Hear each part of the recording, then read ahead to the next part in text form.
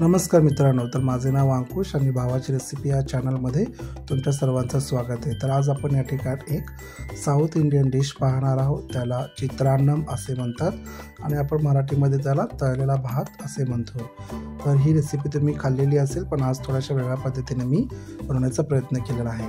तर या ठिकाणी मी साधारणतः पाव किलो राईस छान शिजवून घेतलेला आहे। त्याला तळण्यासाठी 2 कांदे, 1 टमाटा, 10 ते 12 हिरव्या मिरच्या, 10 ते 12 लसणाच्या पाकळ्या, कोथिंबीर, कढीपत्ता, तसेच मसाल्यामध्ये मटन मसाला, चिकन मसाला आणि गरम मसाला व हळद आणि लाल तिखट घेतलेला आहे। तर कांदा आणि टोमॅटो आपण बारीक चिरून घेणार आहोत आणि लसूण आपण छान ठेचून घेणार आहोत। तर त्याची कृती पाहूया।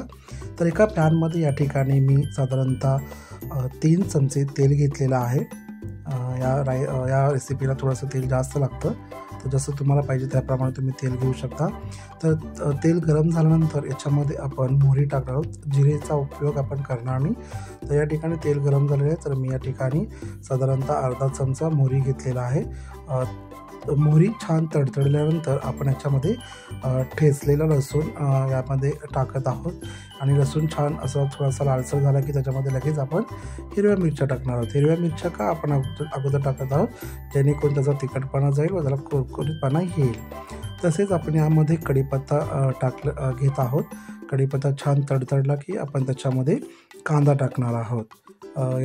आणि कांदा आपण थोडासा लालसर, म्हणजे जास्त लालसर नाही पण थोडासा लालसर भाजणार आहोत, कारण त्याचा जो कच्चापणा आहे तो निघून जाण्यासाठी।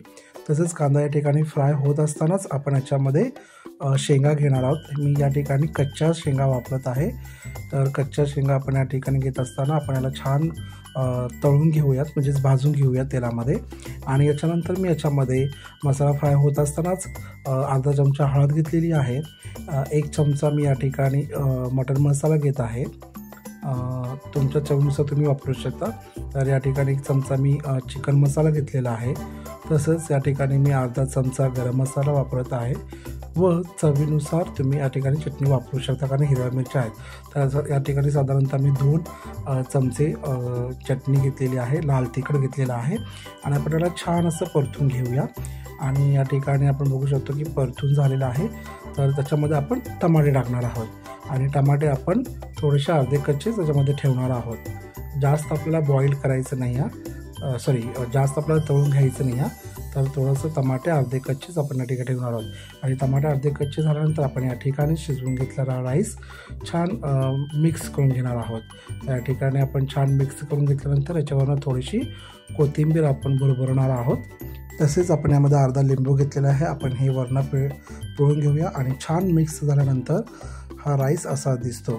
तर हा राईस खाण्यास देखील खूप टेस्टी आणि चविष्ट झाला होता। त्याला चित्रान्नम तळलेला भात म्हणून आपण म्हणू शकतो। तर रेसिपी आवडल्यास लाईक करा, शेअर करा आणि सबस्क्राईब करायला विसरू नका। थँक्यू, धन्यवाद।